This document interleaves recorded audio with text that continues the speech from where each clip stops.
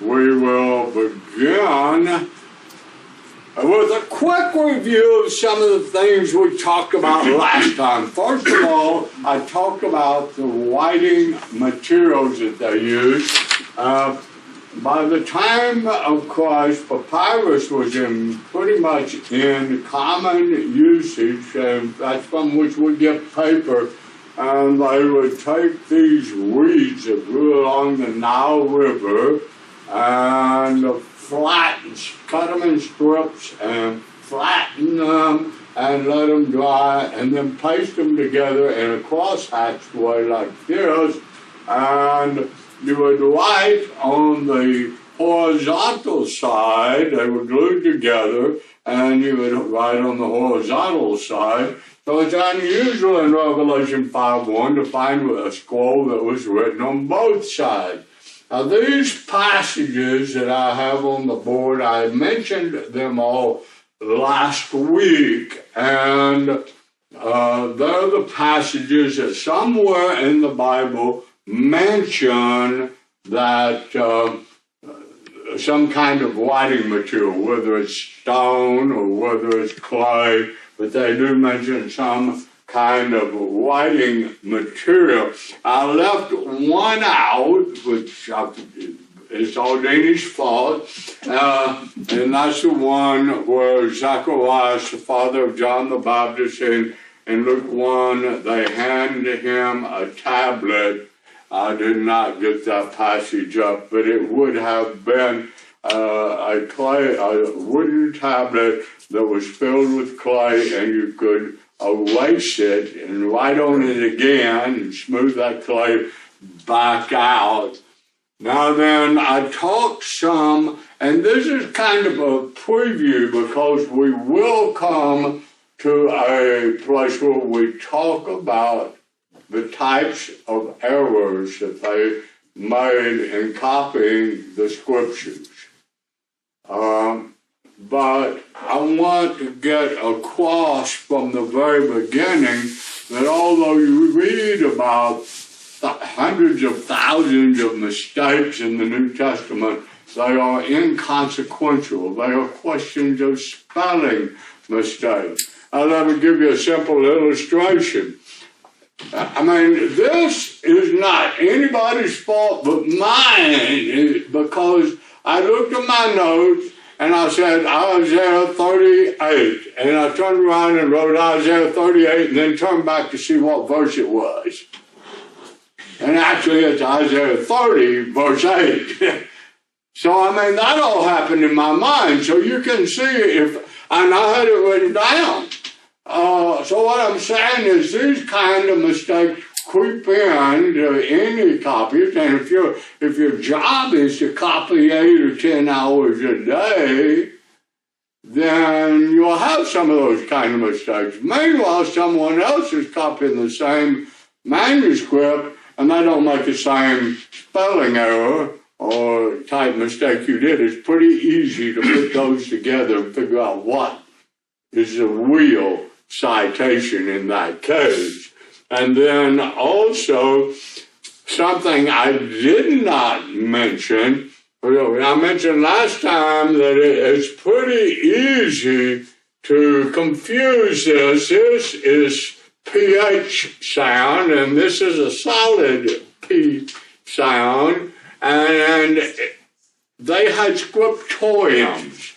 They produced books in mass. You say, how did they do that without a printing press? Well, one person would sit up in front of 20 or 30 scribes sitting at tables, and they would read. And you all would listen and write it down. And so it would be easy for you to hear Isaiah 38 and write down Isaiah 38 thinking I meant the whole chapter. And the difference between these and this, as I mentioned last week, is where it says the mote in the eye, and this makes it come out the fruit in the eye. And then you can see this and this look very much alike. And so these kind of errors are easy to come and make mistakes. And we talked last time, again, Gaza is a place where the Jews buried worn-out scrolls. They found some of those, and it adds to the number of manuscripts of the Old Testament that we have. The Septuagint, usually abbreviated with Roman numerals, is a translation of the Hebrew Old Testament that was done about 200 BC. There's lots of debate about the date of the translation of the Septuagint, but most scholars come to that date. Now, the value of the Septuagint goes way beyond giving us another witness to the actual text of the Old Testament. But in terms of the witness to the text, in many places, the Jewish copy of the Old Testament that was available had gaps in it, especially in what we call First Samuel. Now, the Jewish people just put First and Second Samuel together, and First and Second Kings were all one book. So they don't have as many books in their Old Testament as we do, but they are the same books. I combine some others as well. And so what you have is the Jewish text is called the Masoretic text. The Septuagint fills in, although it's a Greek translation, when they came to translate the Old Testament for the English readers in the 1600s and even before that, they filled those gaps in the Hebrew copies they had by referring to the Septuagint. And then also the Septuagint provided a vocabulary for us, which I mentioned last time, but there's one more thing I want to read in regard to that I think is critically important. Very often, if you read a commentary on a passage, they will talk about what the Greek people of Paul's day believed about that. And they will say then, since Paul was writing to those people, that would be the meaning that they would see in that passage. That is false. I mean, there's just no other word for me to say it except lie, which is a little bit strong perhaps. But they should know better, because one of the great values of the Septuagint is that it establishes God's meaning for those words. When they translated the Septuagint, they translated into Greek, they used those words to translate Hebrew words that communicated what God meant. Not what all these pagan philosophers came up with their gods. Now then, in one of those places, and this is critical, is the word Kippur. Now, you've heard of the Jewish feast, Yom Kippur. It's still being celebrated today. It's the Day of Atonement. And Kippur means atonement. Kippur means that mercy by which God forgives. Let me just read this. Take, for example, and this comes from a conservative scholar who believes in the Bible, and he's talking about how important the Septuagint is in establishing God's vocabulary in Greek as well as in Hebrew.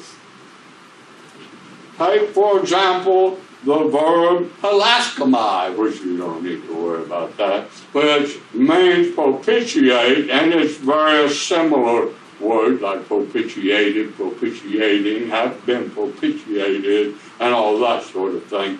In pagan Greek usage, hilaskomai denotes the appeasing of the wrath of a capricious power by offering him gifts or enduring his vengeance in some other way.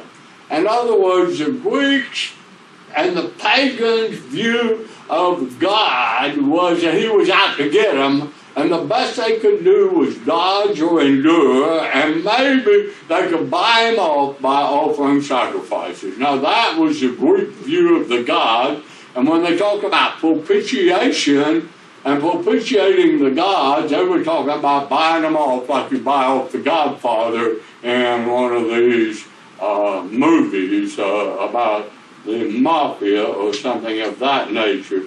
And then, but in the Septuagint, this word hilaskomai is used as the equivalent of the Hebrew term kippur. That's a word that is used in the Old Testament for wiping out sin by a gracious and righteous covenant God when the penitent worshiper acknowledges his wrongdoing.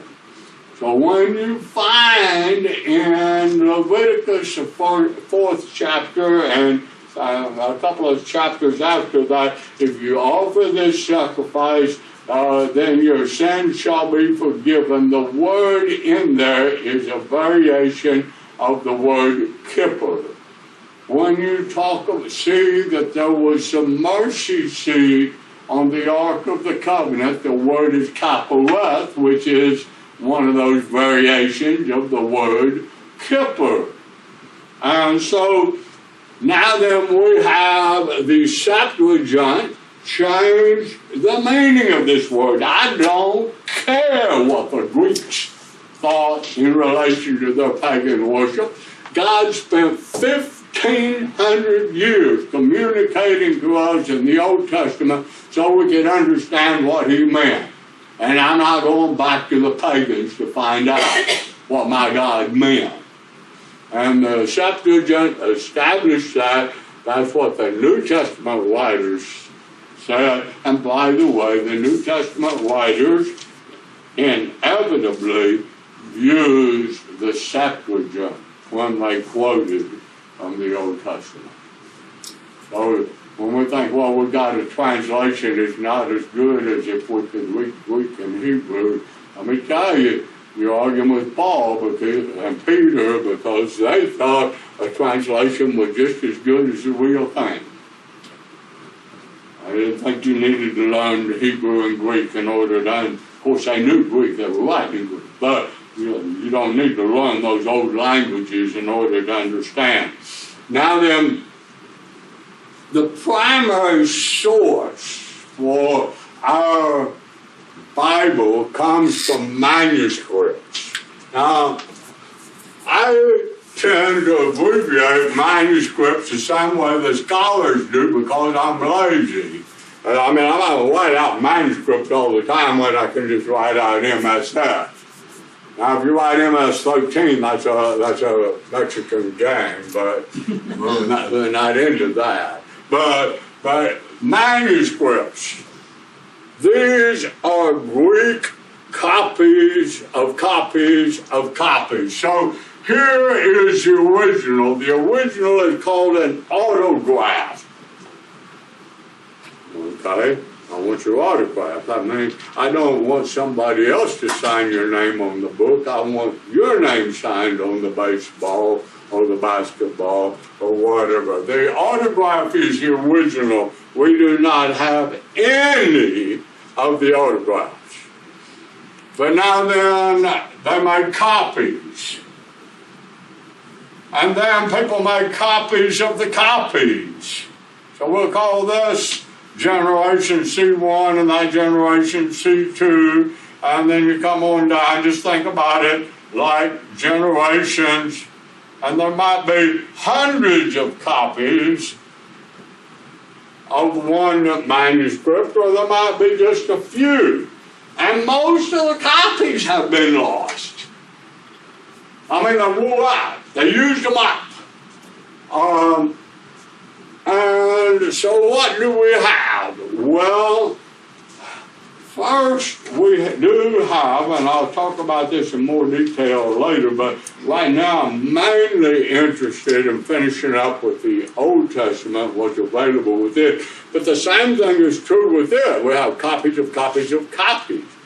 Now the Jews did something funny with their copies, because they had such reverence for anything that God's name was written on. When this copy wore out and they made this copy, they gave this copy a proper burial in the Geniza, which was in the synagogue. And so it was kind of like a sepulchre. And they would have a number of manuscripts in there.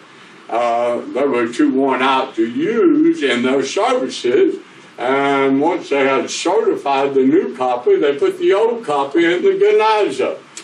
Probably I'm saying that word wrong, but don't worry about it. You don't know how to say it.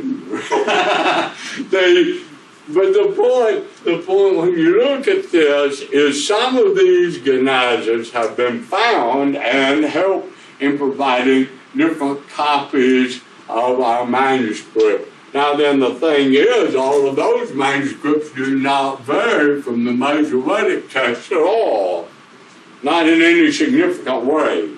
The variations will be questions of spelling, or something like I had with the difference between the fruit in your eye or the mote in your eye. I mean, it doesn't take a reasonably intelligent person very long to figure out which one is the correct word there. And then, so there's not much difference there. There are some differences besides having gaps that each one will fill for the other. There are some variations in the Masoretic text between it and the Septuagint. And unfortunately, at least some of those variations are because of the Jewish prejudice against the Christians' use of the Septuagint. The Septuagint was a Christian's Bible. And then at first, okay, when you read that the ones at Berea were more noble than those at Thessalonica because they searched the Scriptures, what Scripture do you think they were searching? They did not yet have any of the books of the New Testament.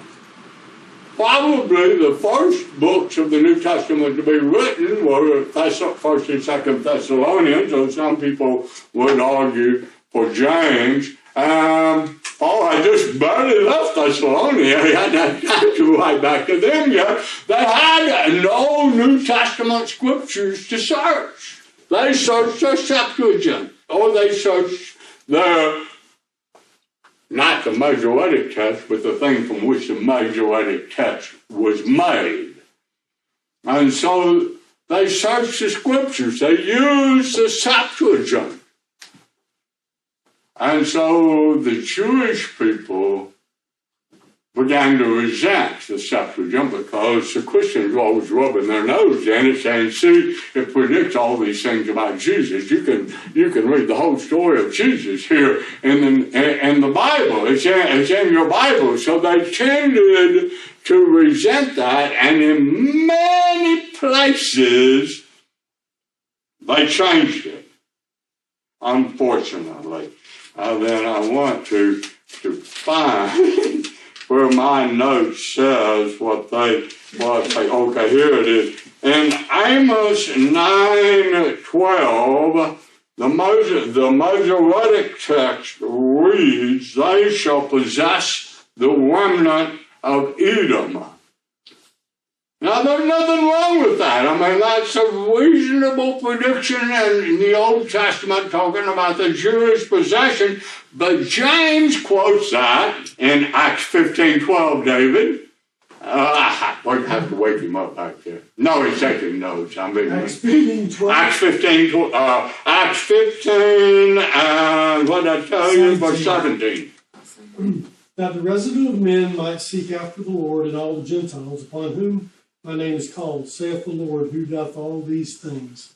So all nations or all Gentiles will come to the Lord. Now you can understand why the Jewish people, with their exclusive "we are the people of God," would tend to resent that translation, which is, by the way, the Septuagint translation, and they changed it. So then there was a debate, which one's right?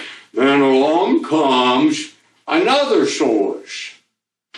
For how do you know what really belongs in the Bible? Is it what James quoted, or is it what the Masoretic text has there? Well, that some of the other sources are translations.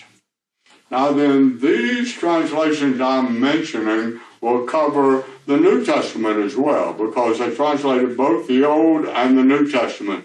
There is the Old Latin translation of the Bible.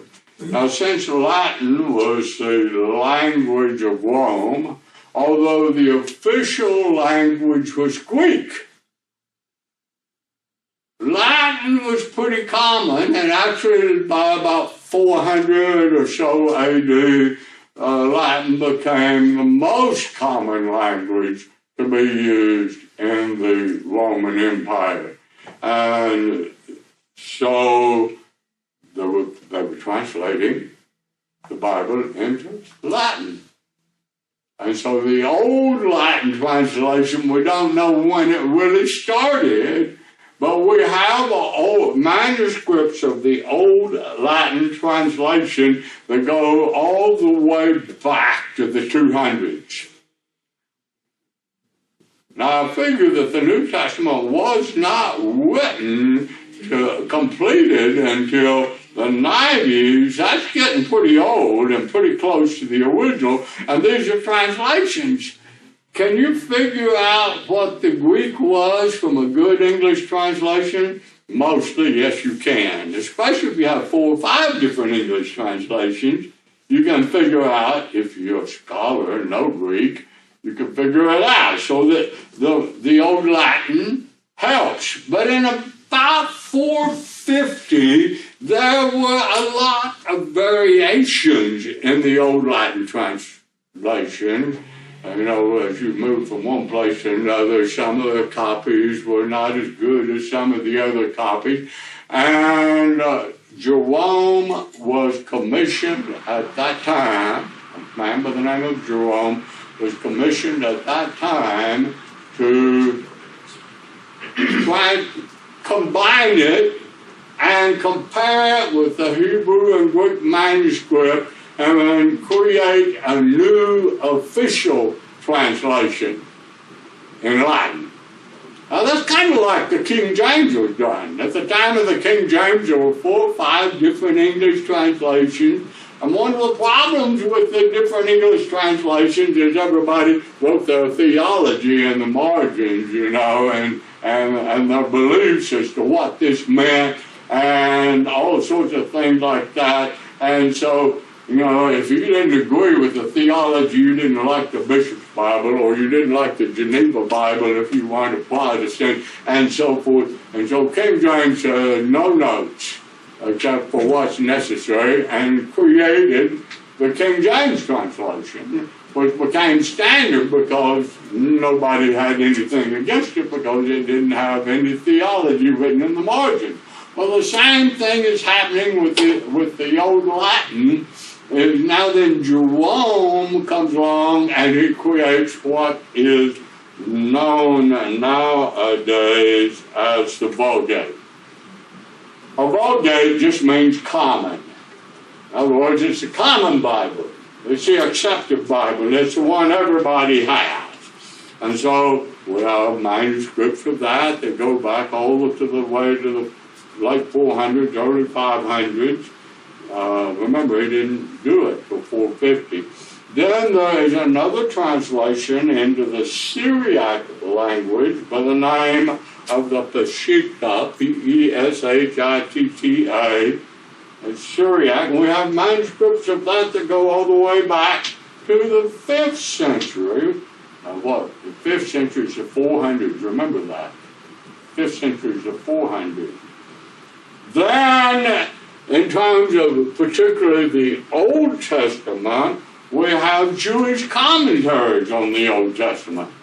Now then, if you read a commentary, it very often has the original text written in it, or else in the comments you can easily pick up what text he is talking about. So that's another source to figure out what the real word is in this exact verse.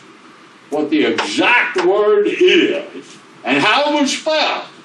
Because most of the variations between one manuscript and another manuscript, or all the other manuscripts that have this same passage, whether Old Testament or New, the variation are matters of spelling or word order or something simple like that. So when they say 200,000 variations in your Bible, you can't believe your Bible, you can't trust it. And believe me, that's what you will hear on television if they are talking about that on the History Channel or something like that. I don't see how you can not say that is a deliberate falsification. Because you're really looking at, well, one, this is obvious, like some of the ones I've already pointed out, and two, it's just most of them spelling errors. And as I mentioned last time, they also have a funny way of counting them. Suppose you have 100 manuscripts that have this page of the Bible. Maybe they have other pages too, but you have 100 different manuscripts that have this one page of the Bible, and in this one passage, words misspelled. They will count that as 99 variations in the text. So it's pretty easy to come up with big numbers when you do that. Even if you just have 5 manuscripts of some, and every misspelling in any one of them is counted as 4, unless you have the same misspelling in 2 of them, then it becomes a little more complex but in the counting. But then you come to, and I should ask somebody to look this up, Nehemiah 8 and verse 7.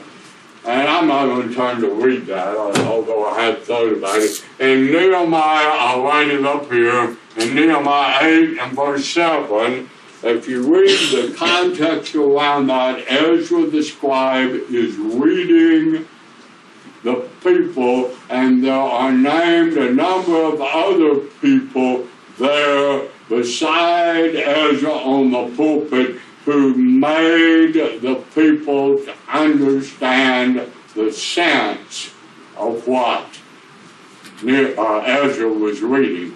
Most people think that involved the translation into the language that the people normally spoke every day, which was Aramaic. We have Ezra reading in Hebrew, and these men translating it into the language they understood better than they understood Hebrew. Now, by the time of Jesus, in the synagogue, every Hebrew boy was taught Hebrew and actually expected to memorize all 5 of the books of Moses. Whether all of them did that is a different story. I'm sure that Jesus did. Now then you have another source for both Old and New Testament, by the way, and that's what is called the Church Fathers. Now, I'm not real happy with that expression necessarily, because they're not my church's fathers. But Paul and Peter are my church's fathers, James and John, Jude, those people. But but nonetheless, these men are people who in the 100s, second century, 200s, and 300s wrote commentaries or letters and epistles in which or copied down their sermons, in which they quoted from the Bible, both Old and New Testament. And it has been said that if you destroyed every one of the over 5,000 manuscripts we have of the New Testament alone, you could recreate it from the quotations that these men made.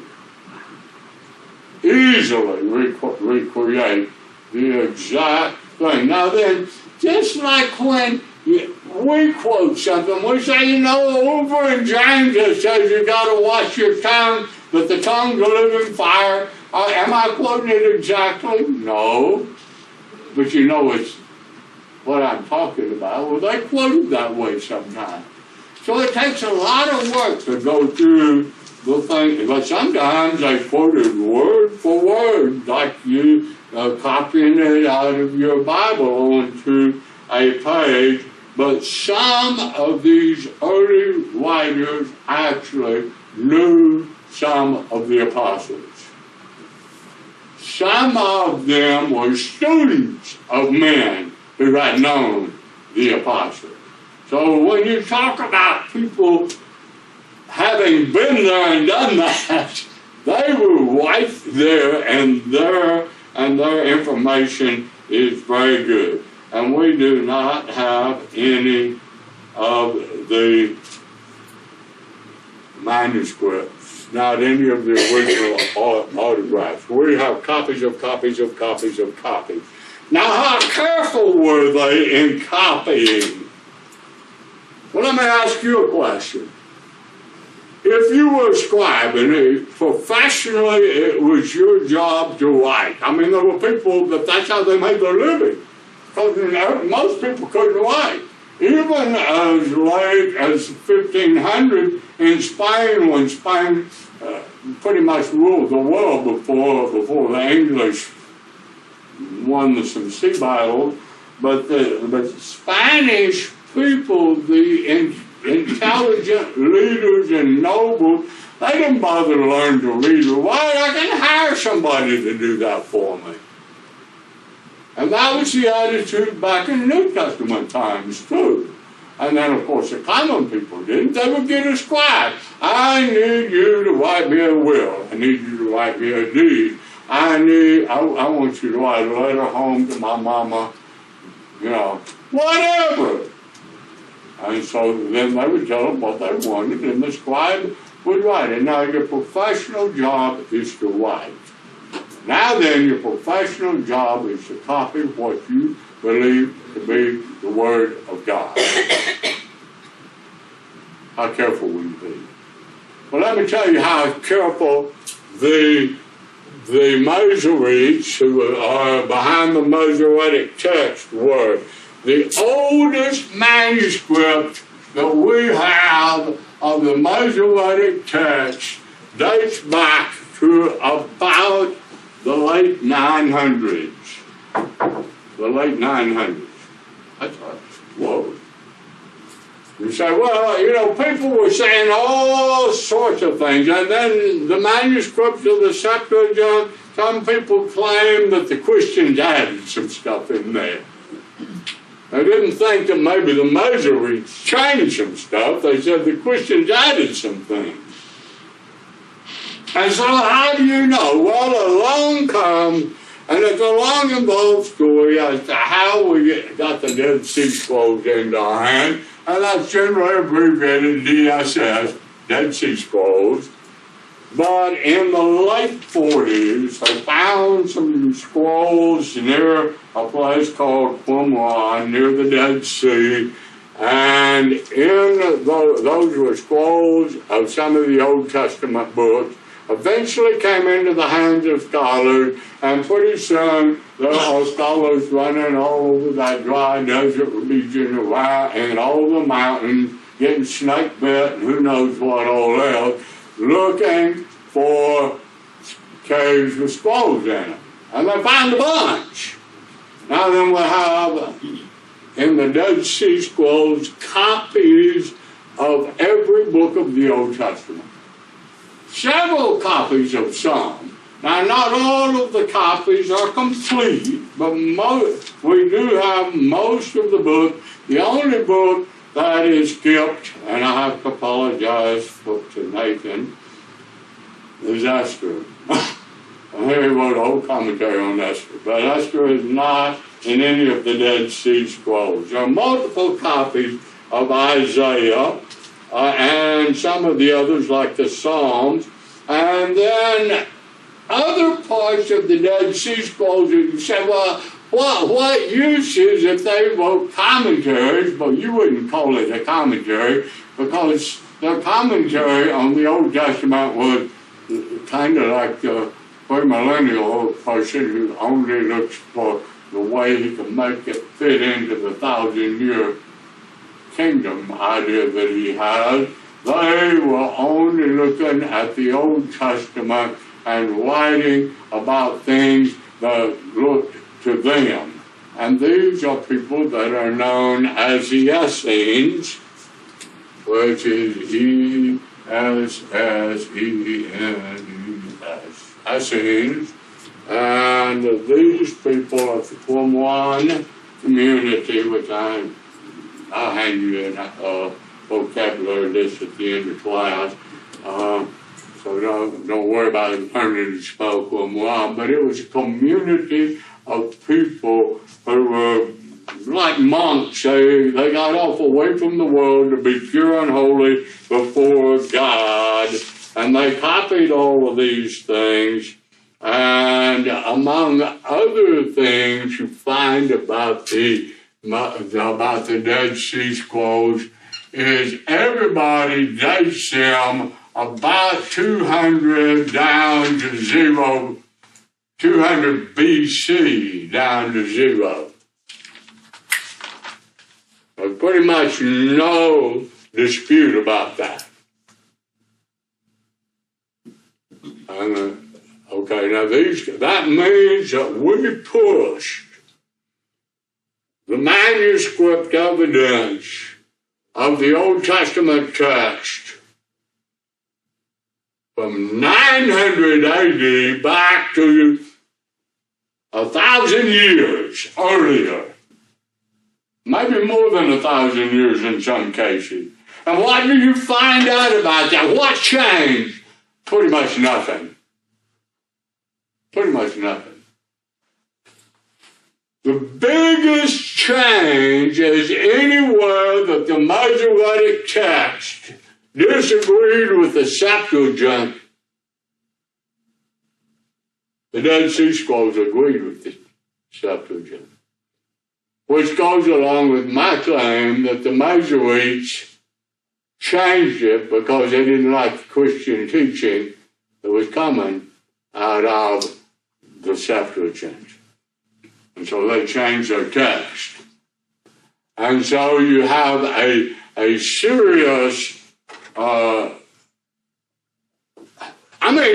you want to ask how careful would you be? We look at 1,000 years from that to that, and we find no significant difference. Zero. And may yet get to the point I read several scholars who say that no significant difference. They were careful. Now then, here you are copying the New Testament that you believe communicates the words of salvation through Jesus Christ. How careful will you be? How careful will you be?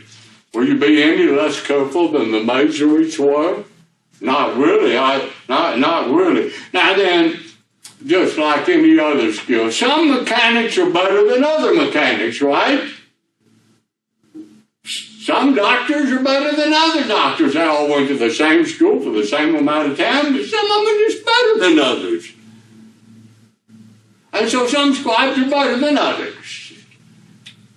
But understanding that, since we have well over, look, most of my material, I've been too lazy to go back and restudy all the latest information available. One reason is not laziness, but one reason is that in the last revisions of some of the good books on this, some very liberal scholars who do not believe in inspiration, who do not believe in the miraculous, who do not believe in God the way you and I believe in God, have had the biggest hand in the writing of those books, and I'm not interested in reading that garbage, okay?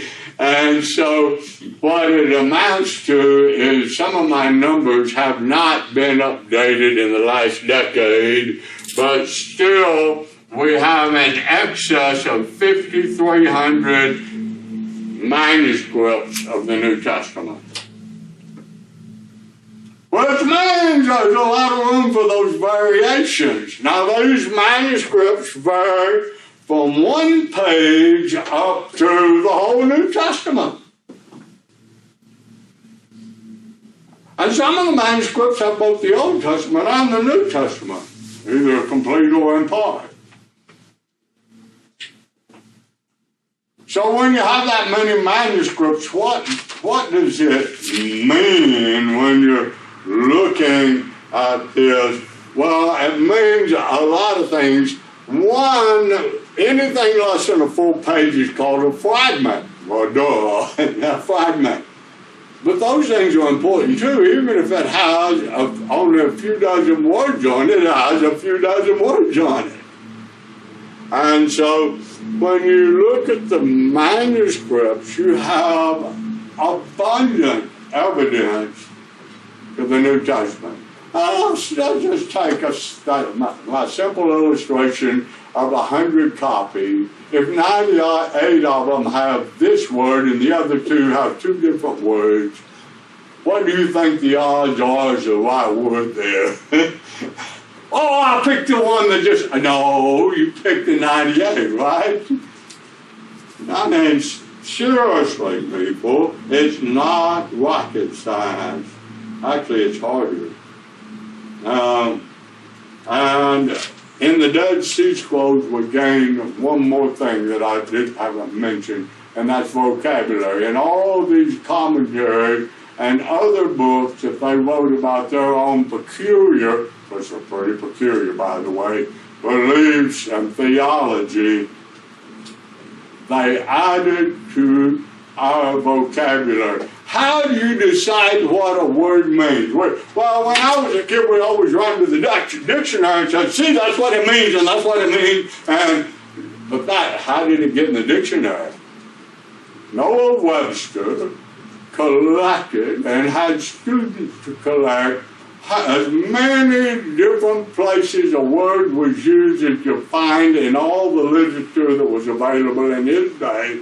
And he said, well, in this place it means this, in this place it means that. So when you pick up your Webster's dictionary, although it's updated since Noah's day, Noah Webster, that is, and since Noah's day, what it has in it is meaning one, meaning two, meaning three, right? Well, how do you know what a Bible word means? The same way. How has it been used? How is it used in speech? But now, if a Bible word is used 100 times in the Bible, you get a good idea what it means. This goes back to what I was saying a while ago about the value of the Septuagint. What does the word hilaskomai mean? Well, don't look at what the Greek pagans thought it meant. Look at what the religious God written. No, God didn't write the Septuagint, but he wrote the book the Septuagint was translated from. So look at how the word was used there to find the meaning that you want in the New Testament God writings. So you look for the usages of a word. Now guess what? There are a number of words in the Old Testament that are only used 1, 2, or 3 times. So you don't have very much to work with in trying to determine what a word means. But when you pick up the Dead Sea Scrolls, when you pick up the Dead Sea Scrolls, not only do they have lots of commentaries and other writings, they have all these other writings about what they believe, and guess what? They add to our vocabulary, telling us how they use the words. So that now then when I find this word in Ezekiel or Isaiah or in Genesis that only comes up 3 or 4 times in the whole Old Testament, now then I've got 10 more times that that word's used, and I have a better idea of what it means. And it is not used in some pagan way, but it is used in a Bible way, even if they did have some weird ideas of that. Also at the Dead Sea Scrolls was found a Greek translation of the Old Testament that was older than the Septuagint, which then gives us another source for our understanding. So when you look at the variants, last time I read a number of those variants as to show you how insignificant they were. I'm going to read a couple more this week, maybe. Watching my clock here. But listen to this scholar, which I didn't bother to write his name down, it doesn't look like. A careful study of the variants, that means different readings, of the earliest manuscripts reveals that none of them affects a single doctrine of Scripture. The system of spiritual truth contained in the standard Hebrew text of the Old Testament is not in the slightest altered or compromised by the variant readings found in the Hebrew manuscripts of earlier days in the Dead Sea caves or anywhere else. In other words, you hunt up all these variations you want to hunt up, and they don't make any difference. That's what he said. All that's needed to verify this is to check the register of the well-attested variant in Rudolph Kittle's edition of the Hebrew Bible. This is an edition of the Bible that in every place that the manuscripts have different words, it has them all, and how many times it has them, and all of the variants footnoted like crazy. It's very evident the vast majority of them are so inconsequential as to leave the meaning of every clause doctrinally unaffected. And what he says is, with all the variations that you can come up with, it does not change the meaning of the clause that they're found in. The clause, if you don't remember, is a piece of a sentence. If you don't remember that from your high school. Now then, here's another one. Robert Dick Wilson's very brilliant observations take the veracity and trustworthiness of scriptures back to the Old Testament time.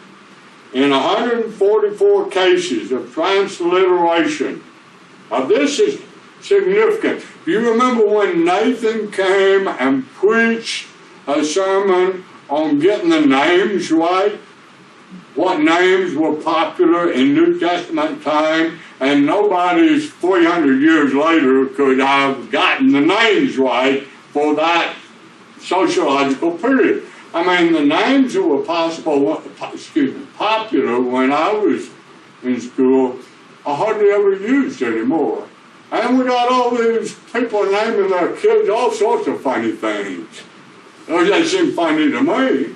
When we named Nathan, we didn't know another Nathan. And now then you keep running into Nathans everywhere. And so we just picked a name from the Bible. Now this is what's important. His brilliant observations take the veracity, that's the truthfulness, and trustworthiness of the scriptures back to Old Testament time. in 144 cases of transliteration from Egyptian, Assyrian, Babylonian, and Moabite into Hebrew. Now they've taken these names from the various kings of these other countries and put them in Hebrew, and in 40 cases of the opposite, in other words, taking them from Hebrew and putting them in one of those other languages,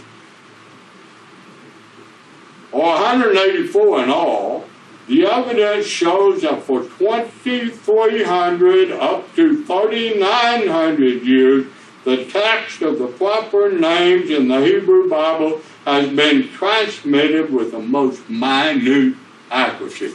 In other words, all the copies from the time that Isaiah wrote it, or Moses wrote it, or whoever in the Old Testament wrote it, when they wrote down the name Nebuchadnezzar and copied it from Babylonian into Hebrew, or some other Moabite king or Assyrian king like Sennacherib, when they copied it into their writings, and then it was copied all the way down from the days of Isaiah to the Masoretic text in 900 AD, they got it right the way the Assyrians wrote it, the way the Egyptians wrote it, the way the Babylonians wrote it. They got it right, and it stayed right through all those copies. Now, if they were that careful with some heathen's name, just think how careful they were with the rest of the important parts of the Bible. I mean, for crying out loud, who cares if you can spell Nebuchadnezzar's name right? But they did. Who cares if you copy Sennacherib's name with one N or two N's? They did. And if they were that careful with that, just think. Of course, all that was in Hebrew, but the original scribes should have written them with such close conformity to correct philological, that's how you handle the words, principles, is a wonderful proof of their thorough care and scholarship. Further, that the Hebrew text should have been transmitted by copyists through so many centuries is a phenomenon unequaled in all literature. In other words, it borders on the miraculous. I wouldn't say that it's a miracle, but it's pretty close. Pretty close, and that's what he says. It's unequaled. You can't find anywhere like it. When say lightning doesn't strike twice, well, in the first place it does, but second place, this is like lightning striking 100 times, and that's so if you use that illustration. There are 40 of those kings that lived from 2000 BC to 400 BC. Each one appears in chronological order. I can't even keep my American history that straight. Each appears in chronological order with reference to the kings of the same country and respect to the kings of other countries. In other words, this king ruled at the time of that king or after that other king in this other country, and they've got it all right. They've got it every last detail correct. No stronger evidence for the substantial accuracy of the Old Testament records could possibly be imagined than this collection of kings. Mathematically, the chance of getting it right is 1 in 750 with 1, 2, 3, 4, 5, 6, 7, 21 zeros after it. 1 in 750 with 21 zeros after it. How many? I just say bazillions. I mean, I don't know what else to say there. But, you know, if it was just, you know, like winning the lottery pick, even it doesn't happen. It's not going to happen. Proof that the original documents have been handed down with substantial correctness for more than 2,000 years cannot be denied. Yet they get on TV and do it all the time. Some of these same people that have updated some of my books. That the copies in existence 2,000 years ago have been in like manner handed down from the original notes is not merely possible, but as we have shown is probable by analogy to the Babylonian documents now existing, which we have both originals and copies. Now catch that!